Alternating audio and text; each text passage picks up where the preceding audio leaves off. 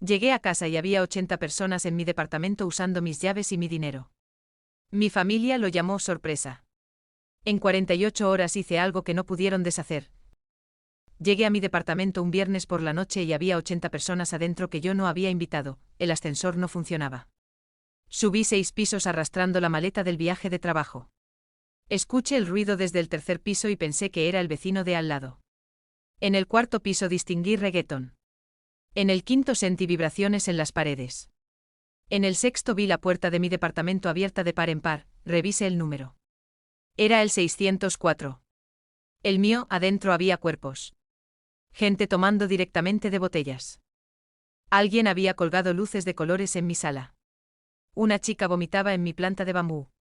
6 tipos jugaban al juego de la cerveza en mi mesa del comedor, la mesa que hereda de mi abuela, entré empujando. 2 personas me miraron como si yo fuera la intrusa. Una mujer con purpurina en la cara me ofreció un trago de una jarra roja. No la conocía, grité quién vivía acá y nadie respondió.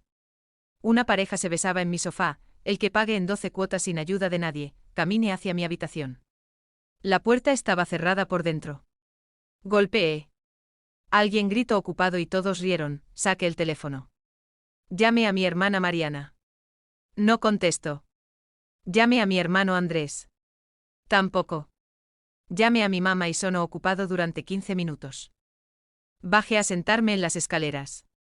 Una vecina del segundo piso bajaba con su perro, me dijo que por fin había llegado, que mi familia llevaba horas organizando, pregunté qué familia. Me explicó que mi mamá, mi hermana y mi hermano habían estado subiendo cajas toda la tarde, eso no podía ser. Mi mamá vive en otra ciudad. Mi hermano no tiene llaves. Mi hermana perdió las suyas hace 2 años, subí de nuevo sin pedir permiso. Empujé hasta la cocina y encontré la causa de todo, una nota pegada en la heladera con un imán de pizza. La nota decía que habían usado las llaves de emergencia del sobre que yo había dejado en casa de mamá. Decía que no habían encontrado lugar para la previa. Decía besos y firmaba la familia, las llaves de emergencia. Las que dejé en casa de mi madre por si algo pasaba, algo estaba pasando. Y no era lo que yo había imaginado, revisé mi billetera. La tarjeta de crédito no estaba. Busqué en la maleta. Tampoco. Revisé los bolsillos de la chaqueta. Nada, entré a la cuenta del banco desde el celular con la batería en 12% y los dedos temblando, 2 compras en el supermercado del barrio. 1 en la licorería. 5 en el chino de la esquina. Todo hecho entre las 5 y las 7 de la tarde. 7.000 pesos. No era una fortuna. Pero era mío. Y nadie me pidió permiso, encontré a mi mamá en el balcón tomando vino blanco con una señora que no conocía. Le toqué el hombro, le dije que necesitaba hablar con ella. Me miro como si yo fuera una empleada interrumpiendo una reunión, me pregunto cómo me había ido en el viaje y le mostré el teléfono con los cargos. Se rió, me dijo que no exagerara, que mi hermana se había quedado sin efectivo y había usado la tarjeta para las bebidas, que me lo devolverían, pregunté por las llaves. Me dijo que las tenía Andrés. Busqué a Andrés en el lavadero. Estaba vaciando mi detergente en un bidón que había traído de su casa. Le pregunté qué estaba haciendo, me dijo que se lo llevaba, que total yo compraba siempre el importado y el nacional me sobraba. Me quedé mirando el bidón, después el detergente vacío. Después a mi hermano de 32 años metiendo cosas de mi casa en una bolsa, le dije que dejara eso. Me dijo que no jodiera. Le repetí que dejara eso más fuerte, toda la fiesta se quedó en silencio 2 segundos. Después volvió la música. Mi hermano dejó el bidón pero antes de irse agarró 3 esponjas del fregadero y se las metió al bolsillo, 3 esponjas. No valían nada. Pero me dolieron más que la tarjeta. Mariana apareció a las 10:30 con una pizza que yo no pedí, y una sonrisa que yo no compré. Me dijo que me perdonara por la tarjeta, que ya me transfería, la miré. Tenía puesto mi collar de perlas. El que use en la graduación de mi maestría, le pregunté si eso era mío. Se tocó el cuello y me dijo que sí, que lo había encontrado en mi joyero y que si se lo prestaba para esa noche, no era pregunta. Era aviso, le dije que se lo sacara. Se rió. Le dije que no estaba bromeando. Me miró con cara de que yo estaba exagerando y fue a buscar a mi mamá. Mi mamá volvió a reírse y me dijo que eran cosas materiales, no entendían. No era el collar. Era que habían entrado sin preguntar. Habían usado mis cosas sin avisar. Habían invitado a 80 desconocidos a mi casa sin decirme, una casa que alquilé sola, con mi sueldo, después de 2 años ahorrando para poder mudarme lejos de ellos, me encerré en el baño. Afuera seguía la música. Alguien golpeó la puerta. Me dijo que había gente esperando, salí. Había una fila de 5 personas usando mi papel higiénico, mi jabón líquido y mi toalla bordada. Cuando salió el último entré a revisar. El cesto estaba repleto de envoltorios de comida que no compré. El botiquín abierto. Mi ibuprofeno desaparecido. Mi crema hidratante casi vacía. Mi cepillo de dientes en el piso. Alguien había usado mi cepillo de dientes. Esa imagen me acompañó toda la noche. La vecina del 602 tocó el timbre a las 11:20. La abrí yo. Estaba con pijama y cara de no dormir. Me dijo que mi familia hacía un escándalo desde las 4 de la tarde. Que su nena tenía fiebre. Le pedí disculpas y le dije que iba a hablar con ellos. Fui a buscar a mi mamá. Estaba en la cocina abriendo una botella de Fernet que yo tenía guardada para mi cumpleaños, la que me había regalado mi mejor amiga Lucía, la que decía abrir en diciembre. Le dije que la vecina se había quejado y que había que bajar el volumen o terminar la fiesta. Mi mamá me dijo que era viernes y que la gente tenía que disfrutar. Le dije que esa no era su casa. Me dijo que por eso, que era mi casa y que yo era joven y tenía que divertirme. Fui al equipo de sonido y lo desconecté. El silencio fue tan repentino que todos se quedaron mirándome. Mi hermano apareció y me preguntó qué hacía. Le dije que se había terminado y que se fueran todos. 80 personas me miraron. Mi hermano me agarró del brazo y me llevó al pasillo. Me dijo que no lo hiciera quedar mal delante de sus amigos. Le dije que sus amigos no estaban invitados. Me dijo que estaban invitados por él. Le dije que esa no era su casa. Me soltó el brazo, no con cariño. Volvió adentro y conectó el equipo de nuevo con el volumen más fuerte que antes. Me quedé en el pasillo escuchando cómo las paredes vibraban, como la vecina del 602 volvía a abrir su puerta y la cerraba de golpe, como alguien rompía algo en mi habitación. Entré corriendo. Mi habitación era un campo de batalla. La cama deshecha. Las sábanas manchadas con vino tinto. El velador en el piso. La lámpara rota. Mi cargador de celular conectado a un teléfono que no era el mío. La lámpara estaba en 3 pedazos. La había comprado en un bazar de barrio. No era cara pero era mía. La toqué y me corté un dedo. Vi la sangre y sentí claridad. No era por la lámpara. No era por las esponjas ni por la tarjeta. Era por todo junto. Era por años de límites cruzados disfrazados de buena intención. Era por las llaves de emergencia usadas como pase libre. Era por mi familia tratando mi casa como si fuera la sala de la suya. Salí de la habitación. Fui a la cocina. Agarré un cuchillo y corté el cable del equipo de sonido, sí. Corté el cable. Mi hermano dejó de reírse. Mi mamá dejó de tomar. Mi hermana dejó de grabar para Instagram. Andrés me preguntó si estaba loca. Le dije que sí, que ellos me habían vuelto así. Mariana quiso abrazarme. Me corrí. Le pedí las llaves. Dijo que no sabía dónde estaban. Le pedí el collar y me lo saqué yo misma. La cadena se rompió. Me importó 3 carajos. Mi mamá levantó la voz y me dijo que estaba haciendo un papalón. Le dije que el papalón lo había hecho ella usando mis llaves para meter 80 personas a mi casa mientras yo trabajaba a 3000 kilómetros. Nadie respondió. Se fueron de a poco. Primero los desconocidos. Después los conocidos. Después mi hermano sin mirarme. Después mi mamá diciendo que eso se hablaba al día siguiente con la cabeza fría. Mariana fue la última. Me pidió perdón en la puerta. Le dije que no lo aceptaba. Se fue llorando, cerré la puerta. Puse la cadena de seguridad. Apoyé la frente en la madera y lloré. Eran las 3 de la mañana, no pude dormir. A las 7 de la mañana empecé a limpiar, no encontré la escoba. Mi hermano se la había llevado. Usé una franela vieja para limpiar el piso de la cocina. Encontré vasos rotos en lugares imposibles. Un sostén que no era mío debajo de la mesa. Una media de hombre en el horno. El baño estaba peor de lo que recordaba. El inodoro atascado. El papel higiénico terminado. El jabón líquido mezclado con agua para que rindiera. Alguien había vomitado en la cortina de la ducha. Lave y talle hasta que me ardieron las manos. A las 9 sonó el timbre. Era la vecina del 602. Me preguntó si había podido descansar. Le dije que no. Me ofreció un té y le dije que sí. Fui a su departamento igual al mío pero con plantas, fotos de su hija y silencio. Me dijo que la familia puede ser hermosa y también la peor pesadilla. Tomé el té y volví a mi casa. A las 11 encontré la lista. Una hoja arrancada de una libreta sobre mi escritorio con la letra de Mariana. Había usado mi libreta, mi virome, mi escritorio para organizar cómo pagar las cosas que compraron con mi tarjeta: cerveza, 2.000 pesos. Fernet, 3.500. Hielo, 800. Snacks, 2.500. Total, 8.800 pesos. Pagar entre todos, la ley 2 veces. La tercera vez la rompí en pedacitos, saqué el celular y abrí el grupo de WhatsApp con mis hermanos y mi mamá. Escribí que en una hora mandaba fotos de los danos y que esperaba sus respuestas. Mi mamá respondió a los 3 segundos que no empezara, mi hermano respondió a los 10 que llorara menos, mi hermana respondió a los 15 que ya me iba a apagar, apague el celular. Seguí limpiando, la 1 de la tarde terminé de limpiar la superficie.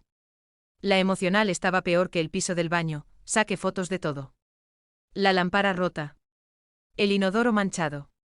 La cortina con vómito. La mesa rayada. El sofá con un quemado de cigarrillo. La planta de bambú muerta. El cargador que ya no funcionaba. La heladera con marcas de dedos sucios, 47 fotos. Las mandé al grupo silencio. 15 minutos sin respuesta. Escribí que la lámpara costaba 4.500 pesos, la cortina 3.200, la planta 1.800, el cargador 2.500, y que el sofá lo llevaría a reparar y les pasaría la factura. Mi mamá respondió que el sofá ya estaba así, mentira. El sofá estaba impecable. Lo cuidaba como si fuera de vidrio porque fue la primera cosa cara que compré cuando empecé a ganar bien. Le respondí que no, mi hermano me dijo que dejara de hinchar las pelotas, mi hermana me pidió que hablaríamos en privado, no quise hablar en privado. Quise que todos vieran. Quise que todos supieran que no iba a tragar esta vez, escribí y borré mensajes hasta que al final mandé solo uno, que me debían 20.000 pesos entre tarjeta y danos y que tenían 48 horas, mi mamá llamó. No atendí. Llamo mi papá, están divorciados y vive en otra provincia.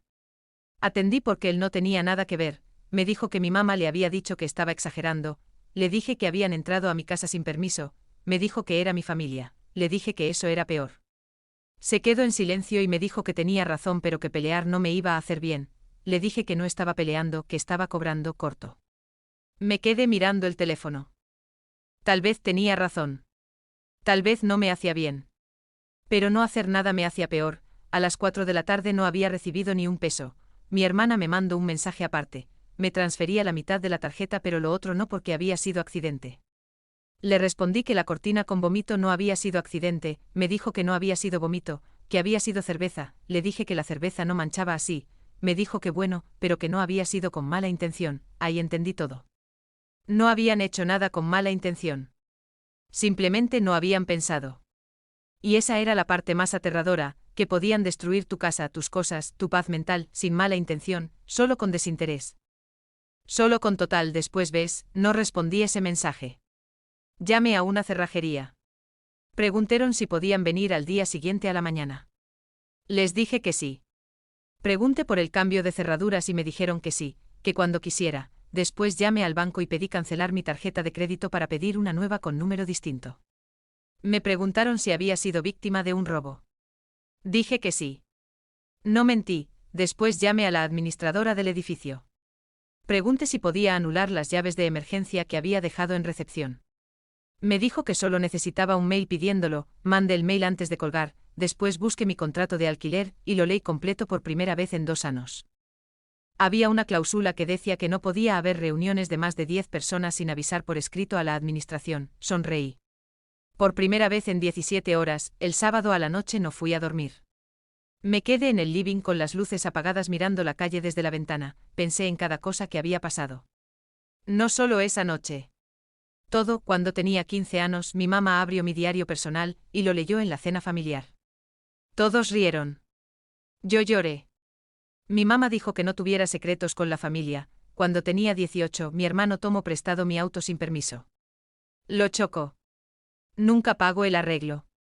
Mi mamá dijo que eran cosas materiales, cuando tenía 22. Mi hermana se mudó a mi departamento compartido por unos días. Se quedó 8 meses sin pagar un peso de alquiler ni servicios. Cuando le pedí que se fuera, mi mamá me dijo que la ayudara, que era mi hermana, ahora tenía 26 años. Y estaba harta. A las 2 de la madrugada, mi mamá mandó un mensaje al grupo, que ya estaba bien de hacerme la víctima, que le habían prestado la llave por si me pasaba algo, no para que los tratara como delincuentes. Que debería estar agradecida de que se preocupaban por mí, debería estar agradecida. Leí esa frase 12 veces, me temblaba la mandíbula. No de tristeza, de rabia fría, de la que no grita sino que actúa. Escribí en el grupo que iba a pasar a buscar las llaves al día siguiente a las 10. Que si no estaban, cambiaría la cerradura igual y les pasaría la factura, la primera de muchas. Mi mamá llamó. No atendí. Llamó mi papá. Atendí, me pregunto si estaba bien. Le dije que no. Me pregunto qué iba a hacer. Le dije que recuperar el control. Me pregunto si necesitaba algo. Le dije que nadie me moviera nada de mi casa nunca más. Me dijo que eso no podía dármelo, que solo yo podía hacerlo. Corte. Fue la conversación más honesta que tuve con mi papá enanos. El domingo a las 9 de la mañana estaba parada en la puerta de la casa de mi mamá. Toqué el timbre. No abrió. Toqué otra vez. Nada, llamé por teléfono y le dije que estaba afuera y que necesitaba las llaves. Me dijo que las pasara a buscar al día siguiente. Le dije que estaba afuera en ese momento, me dijo que no estaba en casa. Vi las cortinas moverse y la luz de la televisión encendida. Mi mamá siempre veía la misa los domingos a las 9. Siempre le dije que sabía que estaba ahí y que me diera las llaves. Silencio. Después la puerta se abrió. Mi mamá estaba en pijama, con ojeras, sin maquillaje, sin la armadura de madre perfecta que usaba siempre. Me invitó a pasar. Entré. La casa olía a café y a domingo. Pero yo no estaba ahí para recordar nada. Le pedí las llaves, me dijo que me sentara y que hablaríamos, le repetí que quería las llaves, fue a la cocina. Abrió un cajón. Sacó un sobre. Adentro había 2 llaves. La mía y la copia que había hecho sin decirme, la reconocí porque el color de la cinta era distinto. Le pregunté si había más copias, me dijo que no, le dije que era mentira, que Andrés tenía una, se quedó callada. Le dije que iba a cambiar la cerradura de todas formas, que así no tenían que discutir quién guardaba la copia. Mi mamá se sentó en la silla de la cocina y me miró con los ojos húmedos. Me pregunto por qué les hacía eso, le pregunté si yo les hacía algo a ellos. Me dijo que los estaba apartando, le dije que ellos se habían apartado solos cuando cruzaron la puerta de mi casa sin invitación. Se levantó y fue a la heladera. Sacó una factura y me la ofreció, le dije que no y que me iba. Me llamó por mi nombre, me di vuelta, me dijo que me quería, le dije que yo también la quería. Pero que eso no significaba que pudiera hacer lo que quisiera con mi vida. Salí. Cerré la puerta. No me despedí. El domingo a las 10 de la mañana llegué a mi casa. Puse las llaves viejas en un sobre y las guardé en un cajón. No las iba a tirar. Las iba a tener como recordatorio. A las 10:30 llegó la cerrajera.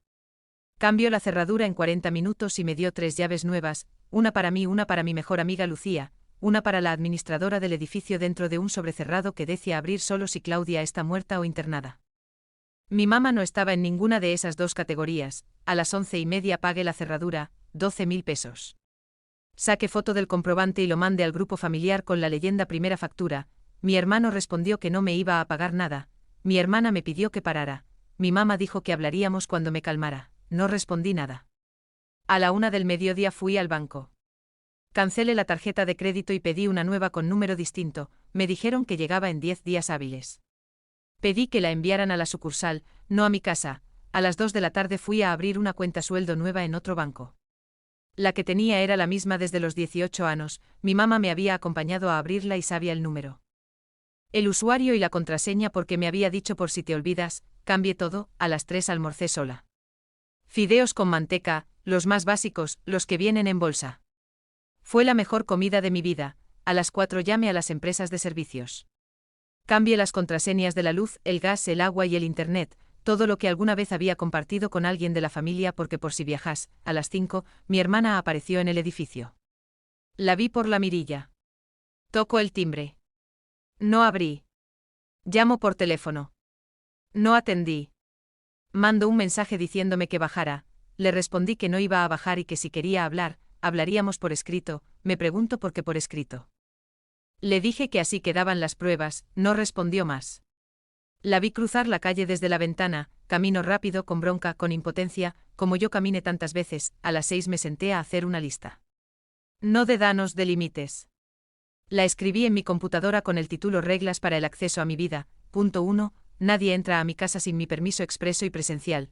Punto 2. Nadie usa mis pertenencias sin preguntar. Punto 3. nadie toma decisiones económicas por mí.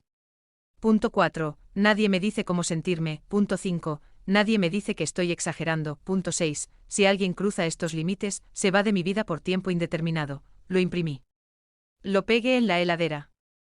Justo donde mi mamá había pegado la nota de las llaves, a las 8 de la noche le mandé al grupo el mensaje de las 48 horas, que en las últimas 24 horas había recibido 0 disculpas sinceras, 0 transferencias, 0 responsabilidad. Había recibido minimización, gaslighting y manipulación emocional, que había cambiado la cerradura, cancelado mi tarjeta, separado todas mis cuentas, anulado las llaves de emergencia y puesto reglas claras, que eso no era un castigo, era una consecuencia, que no iba a cortar el vínculo pero el vínculo cambiaba, que no volvían a tener acceso a mi casa, a mis finanzas ni a mi paz mental sin mi permiso explícito, que si querían reconstruir, empezaran por pagar lo que debían, no por la plata sino por el gesto, que si no querían hacerlo, no importaba, yo ya había hecho lo que tenía que hacer, que me quería.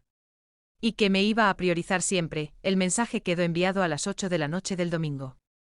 Las 48 horas vencían el martes a las 8 de la noche, a las 9 respondió mi papá, que me bancaba y que si necesitaba algo que lo llamara, no esperaba menos. El lunes a las 7 de la mañana me desperté sin sobresalto. Dormí 8 horas seguidas por primera vez en meses. A las 8 fui a la comisaria, no para hacer una denuncia sino para asesorarme. Quería saber si podía prohibirle a alguien el acceso a mi propiedad aunque fuera familiar. El policía me miró como si estuviera exagerando. Pero me explicó que sí, que podía, que si alguien ingresaba sin permiso podía llamarlos, que si la situación era reiterada podía pedir una restricción. Anoté todo. Guardé el papel en la billetera. A las 10 me di cuenta de que mi hermana, mi mamá y mi hermano usaban mi cuenta de Netflix desde hacía 3 años. La había pagado yo sola. Nadie había puesto un peso, cambié la contraseña. No la compartí. Al mediodía, mi hermana mandó un audio de 3 minutos llorando. Dijo que entendía. Dijo que no había sido su intención. Dijo que me quería. Dijo que estaba exagerando pero que igual la entendía, el típico tienes razón pero no tienes razón. Respondí por texto que cuando entendiera que no estaba exagerando, hablaríamos, que mientras creyera que mi reacción era desproporcionada no teníamos nada que hablar. No respondió más. A la 1 almorcé en la cocina. En mi cocina. Con mi mesa, mi mantel, mi plato, mi tenedor. Todo mío. Todo en su lugar. Nada prestado. Nada invadido. A las 3 mi hermano apareció en el edificio. No tocó el timbre. Grito desde la calle que bajara y que hablaríamos. Me asomé a la ventana y lo vi con 2 amigos, los mismos que habían estado en la fiesta, los mismos que habían roto mi lámpara. Le dije que no iba a bajar, me gritó que era una cobarde, le dije que no, que estaba cansada. Cerré la ventana y puse música, no fuerte, no para molestarlo, para no escucharlo. Se fue a los 10 minutos no sin antes patear el contenedor de basura de la puerta. A las 7 de la tarde. Faltaba 1 hora para que se cumplieran las 48 horas que había prometido. Nadie había pagado nada. Ningún mensaje de disculpa real. Ningún gesto concreto. Mi mamá había mandado te quiero. Mi hermana había mandado perdón. Mi hermano nada. 3 pesos, 3 reacciones, 3 formas de decir ya pasó sin que nada hubiera pasado realmente. Me senté en el living, en el sofá quemado, y toqué la marca del cigarrillo. No me dolió la tela, me dolió lo que representaba. A las 8 de la noche se cumplieron las 48 horas. No recibí más mensajes. No recibí más disculpas. No recibí más nada, y por primera vez en mi vida, no necesitaba que llegara nada, porque ya tenía todo lo que necesitaba, control. Silencio. Puertas cerradas con llave, y una certeza absoluta, nadie volvería a abrirlas sin mí. El martes a la mañana me levanté y abrí las ventanas. Entró el sol. Primer café. Me senté a tomarlo en la cocina, sonó el teléfono. Era mi papá, me preguntó cómo estaba, le dije que estaba construyendo, me preguntó qué y le dije que una vida con puertas cerradas. Se rió, no con burla sino con respeto. Me dijo que mi abuela hubiera estado orgullosa, mi abuela materna. La que se había separado a los 60 años. La que había comprado su propio departamento a los 65.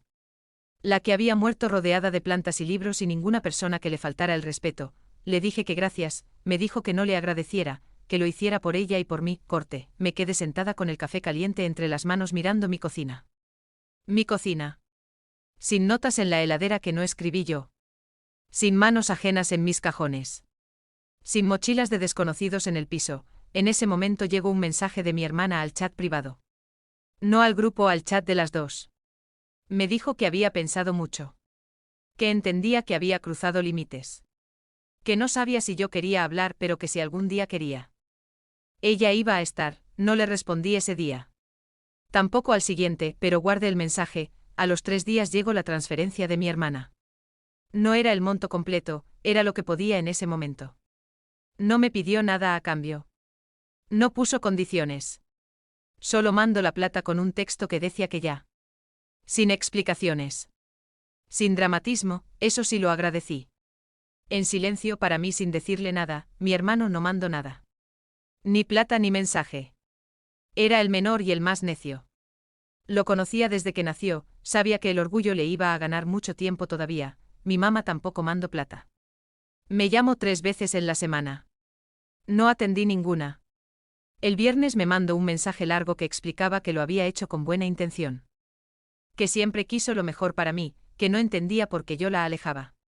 No había una sola palabra sobre lo que había pasado realmente. No había reconocimiento. No había responsabilidad. Solo dolor de madre incomprendida, lo leí. No respondí, cambiar una cerradura es fácil. Cambiar un patrón de 48 horas es más difícil. Pero cambiar lo que tu familia cree que te merecen es la parte más larga, eso lo aprendí esa semana, el viernes siguiente, una semana exacta después de que subí 6 pisos con la maleta y encontré 80 personas en mi casa, llegué a mi departamento. El ascensor seguía sin funcionar, subí los 6 pisos igual. Arrastré la maleta igual. Pero esta vez el 6.º piso estaba en silencio. La puerta cerrada. El número 604 exactamente donde lo dejé, abrí con mi llave nueva. La cerradura sonó diferente, un clic más firme, más preciso, entré. Las luces apagadas. Mi planta de bambú muerta todavía en el rincón, todavía no había tenido tiempo de reemplazarla. La lámpara rota en la basura. El sofá con la marca del cigarrillo cubierta con un almohadón. La mesa del comedor rayada pero limpia, mío. Todo mío, dejé la maleta en el cuarto. Me saqué los zapatos. Me hice un té. Me senté en el sofá, afuera la ciudad hacía su ruido de siempre. Adentro nada, hay un tipo de silencio que es falta de algo. Y hay un tipo de silencio que es presencia. Ese es el que se siente cuando tienes el control de tu propio espacio.